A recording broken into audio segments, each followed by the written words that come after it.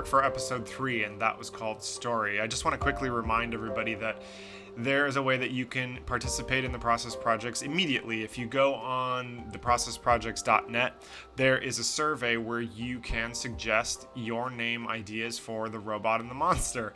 So go ahead and jump on theprocessprojects.net, fill out the little form. It's super easy, just name, email, and then the 2 names. You can submit as many as you like, and if we like one of yours, we will include your name printed on the book, and you'll probably get a free copy of the book and maybe some other stuff.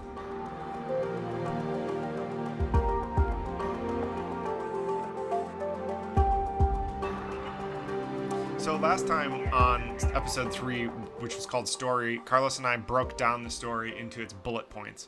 And the beneficial thing about doing bullet points is it's kind of your first line of attack to really setting up the pacing for the story you're going to tell and in the medium you're going to tell. In this case, it's a page-by-page book, so we designated 1 bullet point per 1 page. So it really efficiently and quickly allowed us to lay out the book page by page and see which areas were working, which areas weren't, what needs more time and more pacing. So it's just a super efficient way of pacing out and laying out your book. So now we are going to break it down into actual visual thumbnails, and we do thumbnails because it's kind of it's akin to sketching or to roughing something out.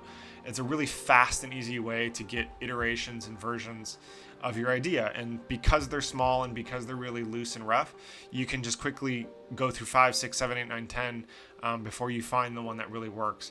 And furthermore, you can get so far with the bullet point process, but because it's written, it's not fully accurate of your final product, obviously. So some things change between the writing phase and the visual phase. You find that some things that worked really well as 1 sentence bullet don't really translate to a full visual image. So you sometimes find out that you need extra time for this moment. You need a full spread, 2 pages, maybe even 3 pages. Or you find that what you wrote was really easy to write, but it just doesn't really translate visually. So you need to kind of figure out a different way to draw that. So I'm in Procreate, and I'm just starting with some basic templates that we were going to provide on the Process Projects website. I've got some square ones and some landscape. And I'm just going to go ahead and title in each page, and that was part of the process that we did before, where we bullet pointed each page, which really helped set the pacing and get you an idea of how the book flows. So just go ahead and fill out some of those. The front matter is where the publication and stuff is, so that doesn't matter right now. We're just going to fill in some placeholders, and I'm going to get started on the first page. And I really like foreground elements. It gives you a sense of depth. So I'm going to create some trees and stuff because I had the idea of him being outside, kind of looking over the fence longingly at his neighbor kids. So I think if we create a sharp divide between him and the neighbors, like a fence, I think it's a good way. And we'll leave the left page open, I think, for now, which is probably where we're going to put the text, the story itself. Another thing to keep in mind is left to right motion. We read left to right, so motion tends to move left to right. We read that as progress, so him looking left to right is the first step of progress. Sometimes you can use the physical aspects of the page as a storytelling device, like the split between the 2 pages. I could actually put him on the left page and put the other neighbors on the right page to not only put the fence between them, but put the center page as a split.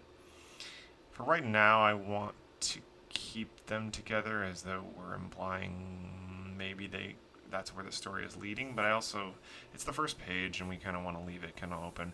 I think we're going to really want the left page for the dialogue and the text. So I'm just going to draw a bunch of kids having fun, some kids in the pool, a girl chasing another kid with a stick, 2 kids playing baseball. And again, I've included these foreground elements of some tree leaves, bushes, because that's really going to give this nice sense of depth. And I can already kind of see the lighting building up. And you can kind of focus the eye a little bit better. It's kind of another version of a vignette rather than just fading it out. So maybe we can put the text on the fence itself for this page. But the other thought was that we wanted to start and specifically show the parents as overbearing, kind of a hover parent. So maybe on this page, we'll show the mom and dad at a barbecue. He had talked about that, and then the kid is like playing. But see, I don't like that because then they're not paying attention to him. That doesn't get the point across. So I think maybe we should have him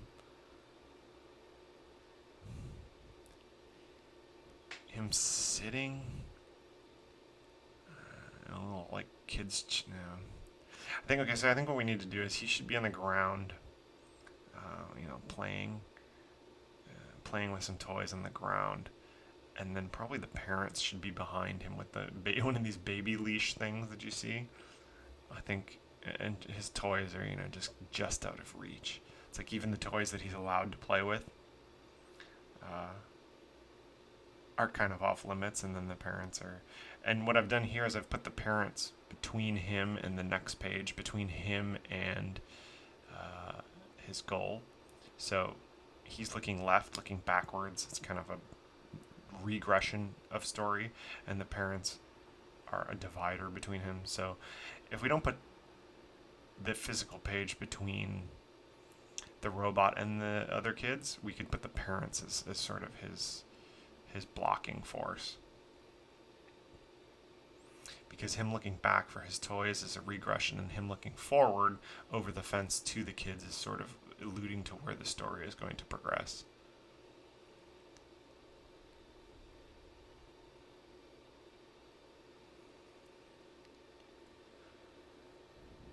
So we could probably include some text on the fence, depending what we decide is going to be the actual dialogue. But so in the next page, we had talked about, he gets taken to school. So I think we're going to do one of those classic shots where we're looking over the shoulder towards the front of the classroom. We had talked about not showing the teacher, so I just got to find a way to have her, I think maybe just her hand pointing, almost as though she's participating in making fun of him. She's sort of pointing him out as the new victim. So, kind of this narrow perspective thing, and the kids are looking back. Again, he's going to be standing in the middle, looking right forward towards his opposition. I think we want to keep this left to right motion as a general rule of thumb. And that applies to most mediums, comics, film even. It's kind of a unwritten subconscious thing that we all just understand, that moving, at least in the Western culture, moving left to right or looking towards the right is forward progression, and then looking the other way is a regression or working backwards. So we're going to include the parents, just since we don't want to show their faces. I think we're going to put them in shadow behind the window. So then we want to single him out, and I don't think this is a left or a right thing. This is like a good opportunity. We can do a head-on thing of the robot sitting at a desk, and I sometimes like to continue the page. So maybe we it's not the same kid, but it's the silhouette connect the two pages. Kind of makes nice. It's almost like getting a full spread double page without actually an image that is double spread. So here we're just going to have kids surrounding him. I think this is a great opportunity to really poke him out and kind of show kids laughing. I mean, we Carlos and I want to establish these kind of bloodthirsty kids. So I think any opportunity we get to have them in the background, and then so we're going to have I think this is where the bully can actually flick the antenna to start the instigation, to instigate the beginning of the fight. We need to probably establish that character probably here.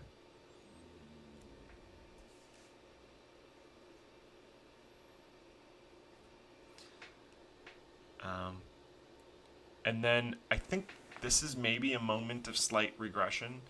He's realizing that maybe everything he wanted from school is not all it's cracked up to be. This is the first moment, so we can have him looking to the left. It's a little bit, he's giving up. He's reverting to his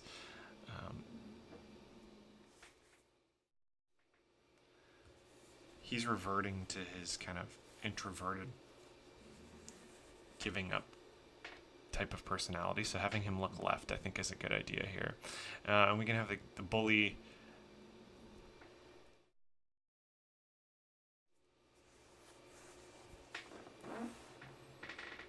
We can have the bully leaning over. I think this is definitely where we need to see. We need to link these two characters from page to page, so it's the same kid, or maybe the kid flipping the antenna is not the bully, and that kid to the direct right of him is prepping the wet willy, so we can actually show it in the previous. So it makes sense what's actually happening. Otherwise, it just looks like he's sticking his finger and getting shocked. If we show it the same kid in the previous frame, then there's the connection of, oh, it's a wet willy. He licks his finger. So we can show the bully kid getting shocked here. I think this is a good opportunity for some, visual comedy, obviously.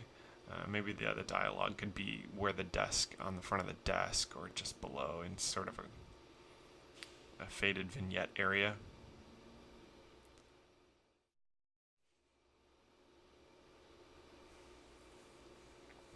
So then we jump to the recess time, because I think this is before he meets the monster, and we gotta establish this jungle dome thing, because this is going to be kind of important in the finale.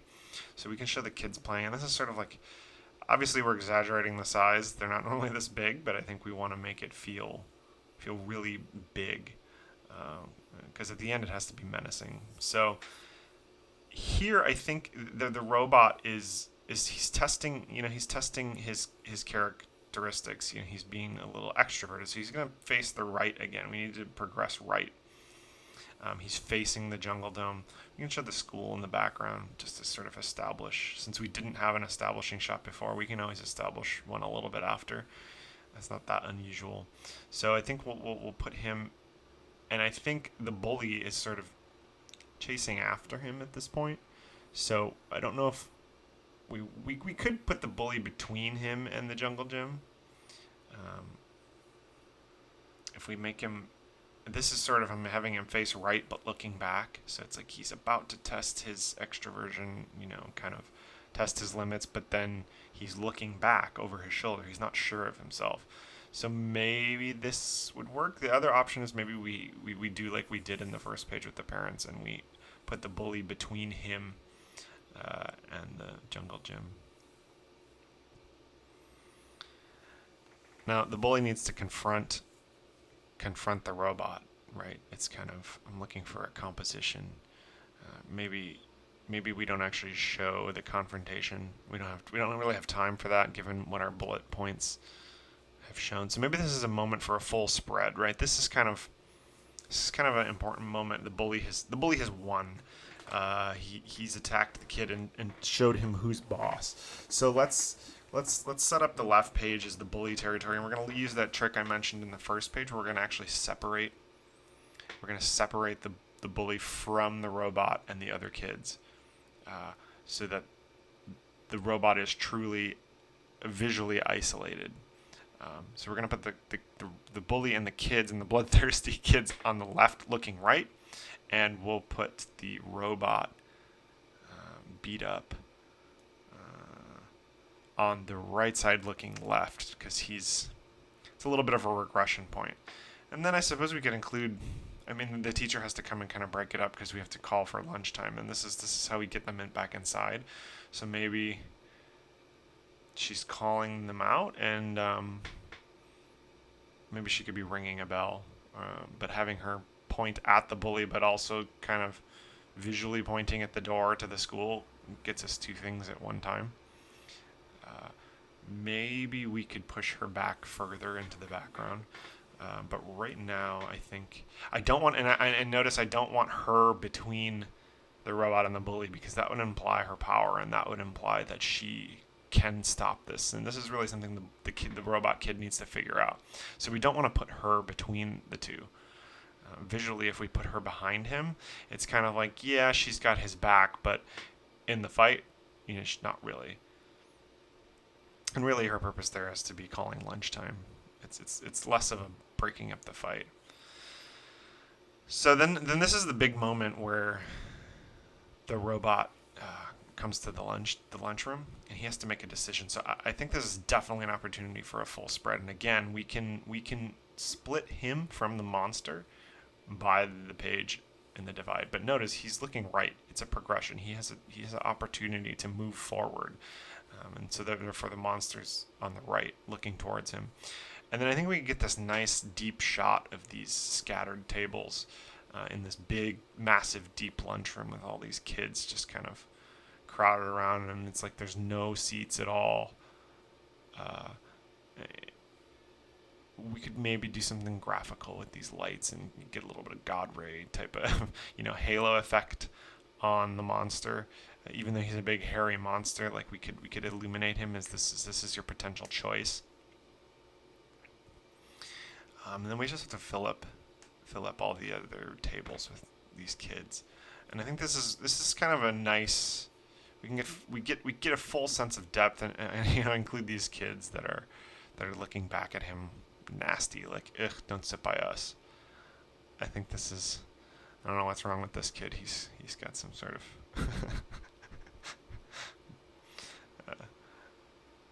But I think this composition, it gives us a foreground element. The robot is actually a foreground element.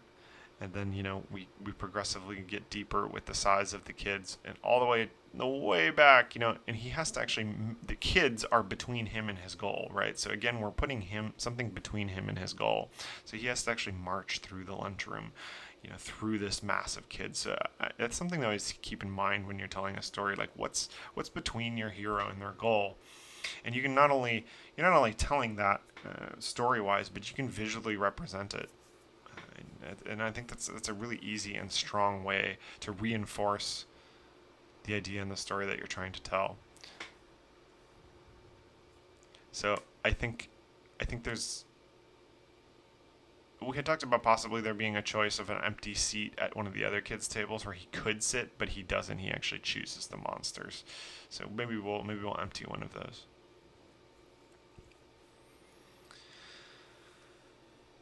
So then I think it's time we have him approach the monster table, and it's kind of, is this really what I wanted? Is this the best choice? We can draw our big, hairy, grumpy monster, sitting at the table. Too giant for the table, obviously, like hunched over his lunch. This is the only spot. I'll just sit here, I guess, and obviously always include those. At least in my opinion, I like these foreground elements. It gives it a sense of depth, and it also allows you to set them in the environment. It allows the viewer, the reader, to never kind of forget where we are. We're in the lunchroom, and there's other kids there. It's not just them, and you'd want to save those isolated moments where it's just them for exactly that, making them feel isolated. And this, I think, they're isolated by the frame, but we don't want to forget that they're also isolated from the other children, so we can include that. So now it's like, they get on the bus and they're going to walk home together, so maybe we have like a bus in the foreground, but then there's no place for the monsters. So maybe we do that kind of classic Spielberg shot, where the two are walking into the sunset together. It's like we're not fully sure of the status of their friendship. They're not playing games. They're not,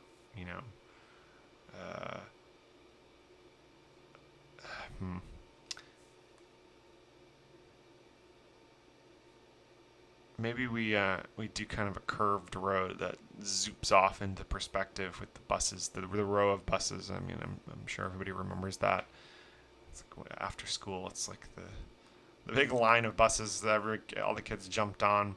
And maybe, again, so we have them isolated from the kids. But we still want them to move towards the right. They're progressing forward. Now they have a friendship. And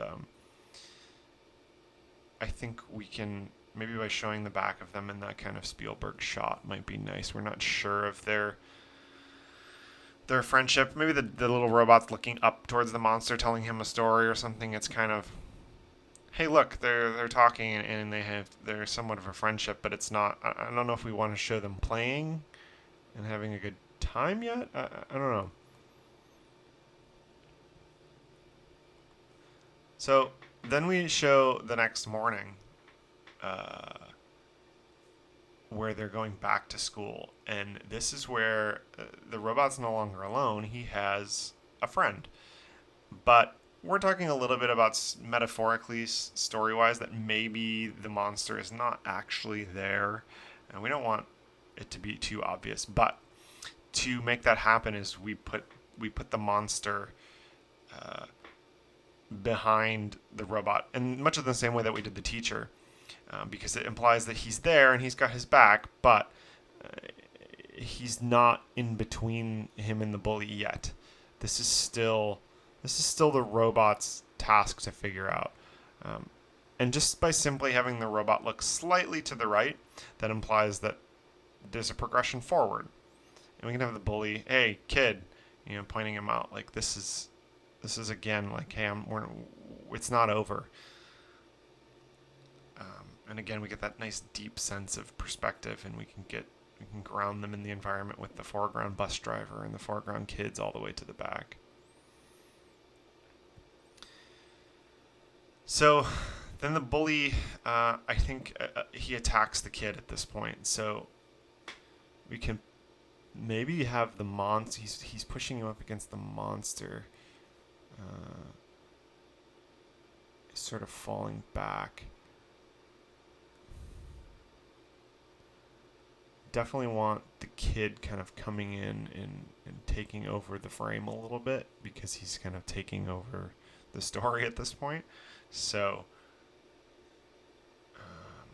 I think we could still have the robot looking to the right.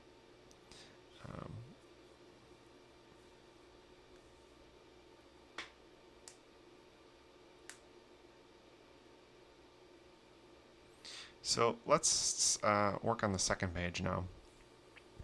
So we just had the robot attacked by the bully, and this is where the robot kind of goes into shutdown auto dock mode. So I think we want to maybe mimic the shot where we had the bus going away, and the bully in the window looking back, and then we can have the robot, sadly heading away in the auto dock mode. But see if we might have to figure out something to do with his legs, because if he's walking, that implies, I think it's funnier if he's somehow auto docking. Maybe he hovers, or we just don't show his legs, and so then the monster needs to be chasing after him. And here it's okay, I think, that we put the monster between him and the bully, because it's a back to back thing. It's not a point of aggression. So really, if the robot were to turn back, he would have to face his extra virgin character, his new partner, which would put him between. If he were to face the bully story, and metaphorically, he'd have to face his new friend, his new personality. So that works, I think, pretty well. And it doesn't set up the sense of aggression, because it's him facing his back. So then I think we can follow that up with the same type of shot where the monster's like, what are you doing? But the robot can't engage yet, because this is still a robot in his kind of full shutdown mode.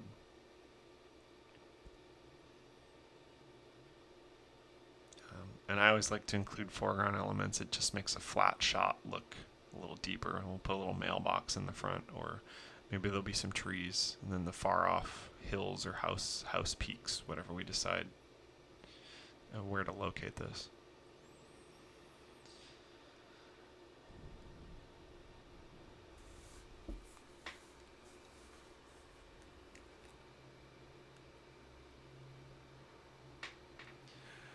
So then the robot gets home, and he's in like shutdown mode. So I think it'd be nice to have him, looking totally robotic, just sitting awkwardly on his bed, looking left again, because this is a regression. And the monster is kind of like, what are you doing? I think we can start to show a little bit of aggression in him. Maybe he's leaning over the bed a little bit.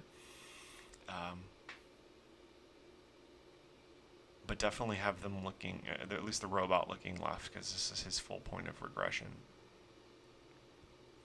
And then in the follow-up page, where we reveal that the monster got infuriated and left, we should, again, have the robot looking left. And even further, I'm going to show his back, because I think I want, he's turning his back on his friend type of thing, but it's also he's turning his back on his potential, extroverted challenge. So then we can also show the room kind of just totally torn apart. And obviously, we don't have to actually show the monster leaving. We can show that he has just left.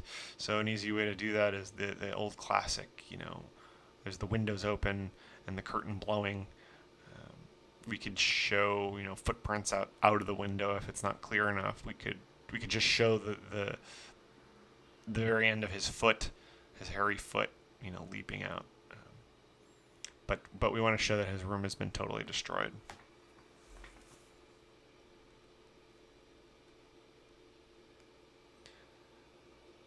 So then the parents come in and they see the big mess. And I think this is going to be the moment where it's not really the robot's fault, right? And he's not actively making a regressive or progressive decision. This is kind of stuck in the middle again, right? So we can return to that front on page. But what we want to do is put the parents between the robot and us. Because in a way, we could say he's kind of breaking the wall. He's kind of looking to us, or looking to himself, looking to a mirror for his own.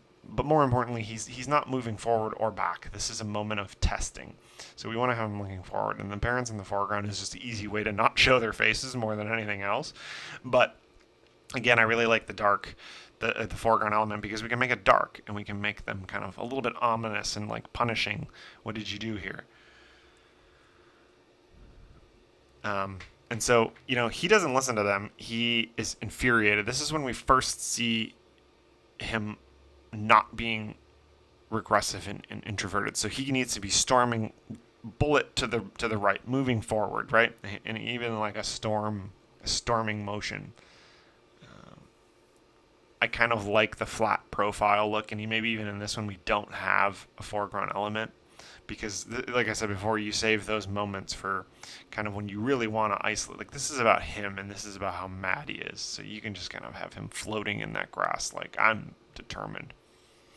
So now I kind of like sometimes when we return to compositions that we used before, because that mirror that emotion of that time. So kind of like we did with the fence in the first couple of pages, we can have him peering over the window looking into the monster's house.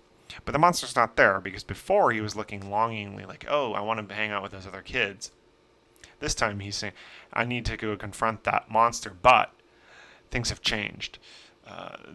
That's not something he wants to go into. The monster's not there, and we had implied that we want to maybe show the parents fighting outside the door, so maybe they're yelling in the other room in the half-open door there. But the point is he's peering in and he's not seeing the monster. So I think we want to give this beat an extra moment. So maybe he slumps down over the window. And we can still see the monster parents fighting in the background. But I think maybe at this point, I'm not quite sure about this. We're definitely going to have to talk about this section in the meeting with Carlos. But I think he needs to slump down and kind of think about and really realize what's happened. Because now, again, like I said, like I like to return. We want to return back to the environment that we saw before. But something has changed. So I think we can put him in the bus here. But of course, the monster's not going to be there. He's going to be all alone. He's not only back to where he started, he's in a worse position because he had a friend and he lost it. So I think we could even use the exact composition verbatim and just remove the monster and obviously have him looking a little sad. So I think this is the point where we're on the playground again, and the bully is like, ha ha ha, you're not so tough without your, well, he can't, it's not so much without your monster friend, because we're not really explicitly implying that anybody else knows that the monster exists. but this is definitely a moment when the bully meets him, and I thought maybe it could be neat if he's getting off the bus. It's like in his little book bag, hanging behind, and make him look really sad and small. This could be a good opportunity to have the bully confront him, because we want to have the monster then not intervene, but because he meets with the monster. The other option, if we want to actually include, now that I'm talking about the monster, we should actually include the monster. This is, again, maybe we could return to the dome, the big jungle dome shot that we saw before. But rather than the robot approaching the dome because he wants to play and he wants to be part of the kids, he's approaching the dome because the monster's on top. The monster's there pouting, and he needs to go take out his aggression. And tell him, hey, you ruined my room and got me in trouble. And this is kind of interesting because it puts a mountain between them, right? I have to climb this hill to confront my quote-unquote other personality. So then it might be nice to show the monster. The monster's down. He got yelled at by his parents because he was late from school, or they just are always fighting. And we can put the robot in the background, still facing right because he's moving forward, but I think he needs to be small. He needs to look very small. This is kind of, he's trying to be the tough guy, but he's doing it in the wrong way. He's yelling at his friend. That's not really the reward of being, a tough guy extrovert. It's almost like a warning shot. So we can then show the attack, and I think we still want to make him feel small, like a little boom boom, tiny little comic thing, and the monster reacts kind of like, hey buddy, what are you doing? I'm not in the mood. It's kind of the moment where he's not in the mood for this, and it's very clear that the monster could take him out in a second. So I think we should also include that this is where the bully approaches, because the bully has to get between them and kind of cause the ending choice. So we can have the bully coming up in the same way that the monster did. So now I think it would be good to have like a full spread. You kind of reserve full spreads for big moments or big action, vistas, things that really require a double page to tell the story or really want you to stop and look. So we can have the monster. I think the monster would attack the robot, which causes him to bump into the bully and both of them fall. Because the monster's like, I've had enough. Which then could lead us to the ending shot that Carlos kind of came up with, where, and I like the idea of this dangling shot. I'm just not entirely sure, because we have to have the robot holding the bully because he makes the decision. Yeah, we'd have to have the monster behind him. You can't have the monster between them. It's kind of like he's making a choice between the bully. This might be a little rapid wrap-up. Perhaps we could get rid of one of the full spreads on 29 and 30, and move 31 back and have a second ending page. Because having them sit on the jungle together, I'm not sure if we want to include the bully in there. Probably not. And in fact, we should have them looking towards the right, because they've made their progress.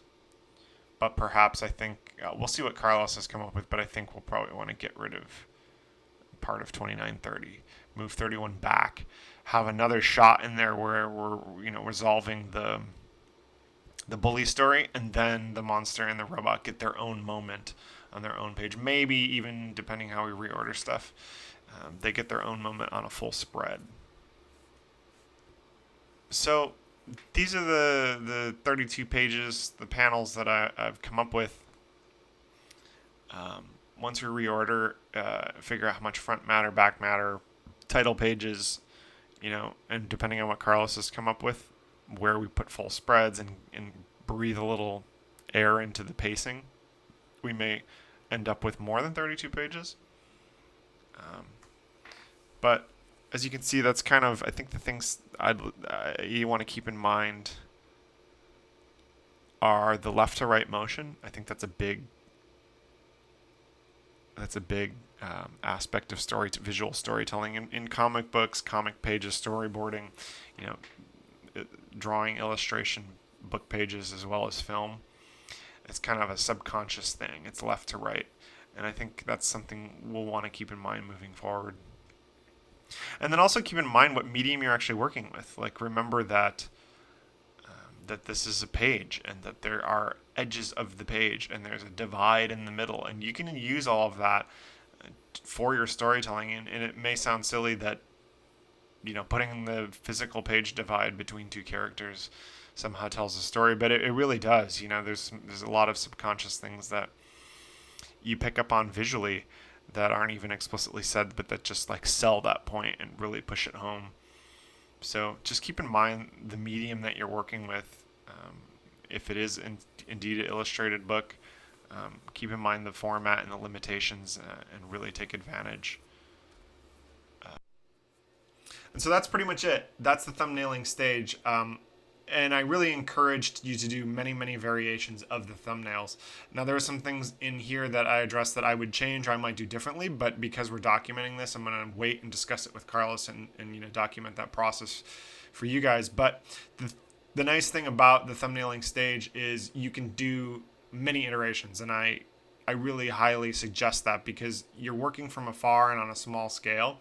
It really allows you to see the overall scope of the project and how your eye moves around a page. Like, if you get caught up in the details, it's really easy to lose the overall grand scheme of the way it flows, because remember, we're working on pages.